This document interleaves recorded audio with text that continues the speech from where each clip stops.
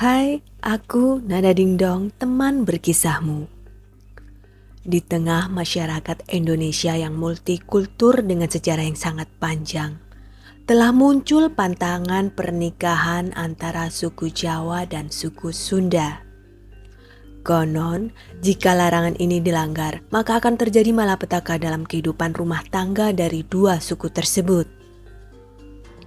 Meski telah memasuki zaman modern, mitos pernikahan Jawa Sunda ini masih tetap dipercaya di sebagian kalangan. Benarkah itu, ataukah hanya mitos belaka? Pelarangan ini berawal sejak zaman kerajaan dulu setelah peristiwa Perang Bubat pada abad ke-14, tepatnya pada tahun 1357. Perang ini terjadi akibat pengkhianatan antara kedua kerajaan yaitu Majapahit dan Sunda. Perang Bubat tak hanya membatalkan pernikahan Hayam Wuruk dan Dyah Pitaloka Citra Resmi, tetapi juga meruntuhkan rencana perbaikan hubungan antara kedua kerajaan tersebut dengan terbunuhnya Maharaja Linggabuana dan putrinya Dyah Pitaloka Citra Resmi. Kala itu, Hayam Wuruk berniat untuk menikahi putri Dyah Pitaloka Citra Resmi dari negeri Sunda. Hayam Wuruk pada masa itu adalah raja terbesar di Majapahit. Ketertarikan Hayam Wuruk terhadap putri Dyah Pitaloka muncul karena melihat lukisan sang putri di Majapahit. Lukisan itu dibuat oleh seniman yang bernama Sungging Prabangkara secara diam-diam.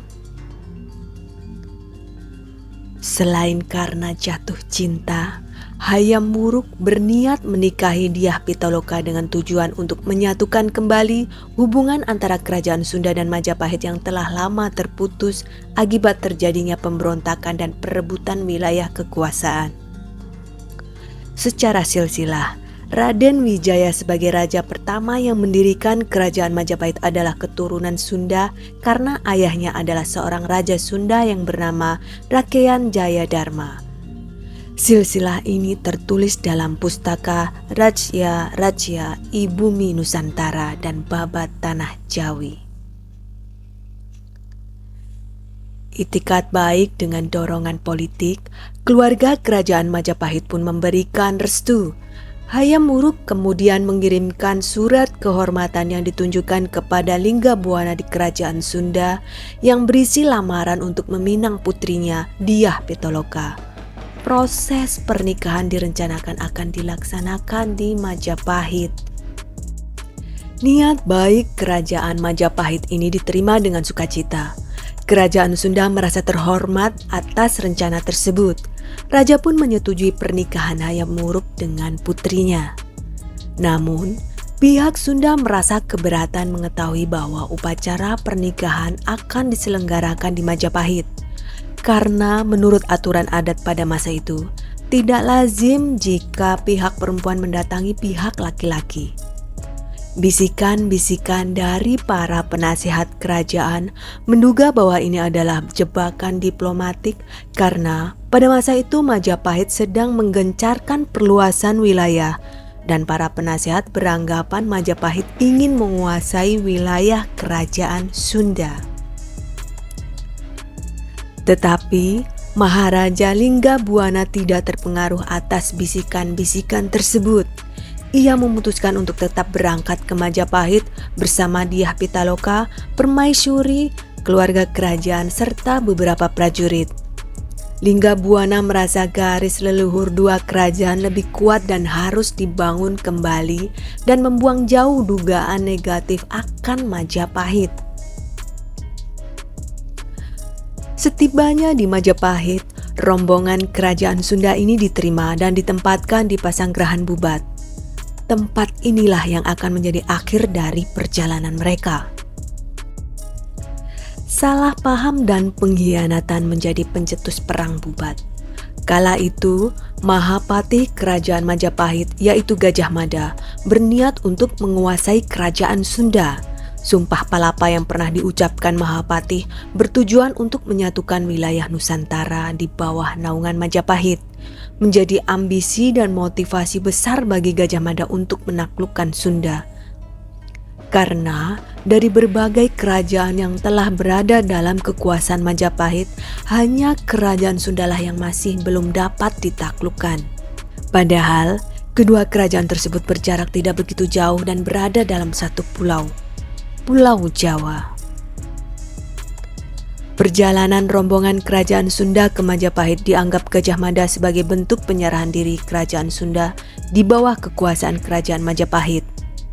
Sayangnya, Dyah Pitaloka yang merupakan anak dari Maharaja Linggabuana tak dilihatnya sebagai calon pengantin Raja Majapahit, melainkan objek penyerahan diri.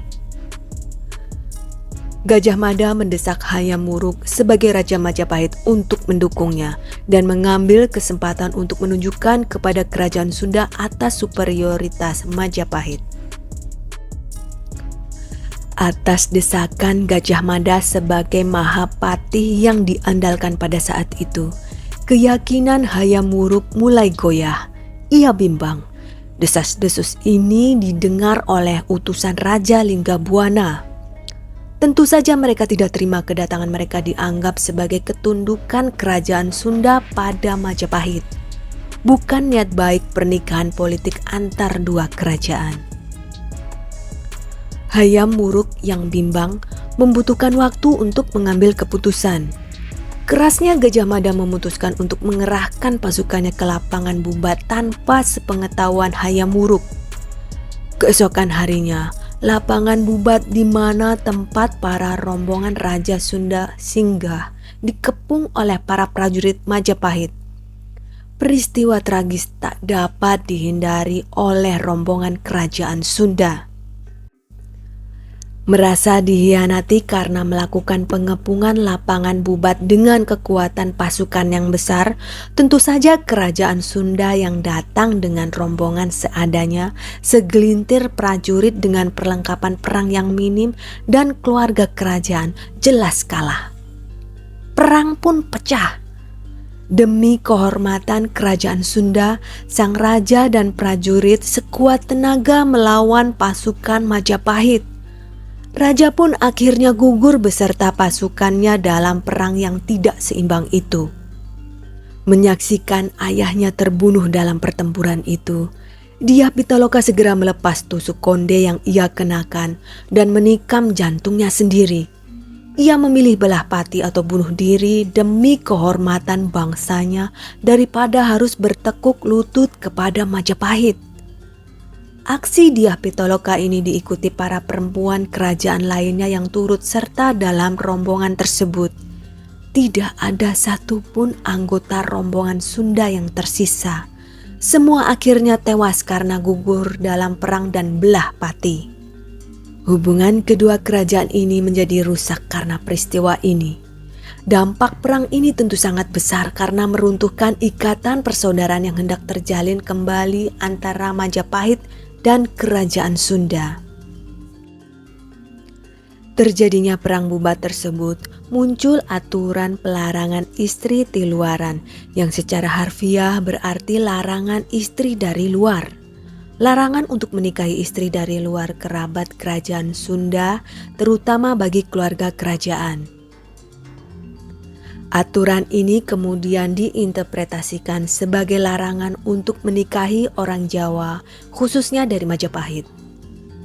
Ada banyak versi yang menyertai asal-usul pantangan pernikahan suku Jawa dan suku Sunda ini.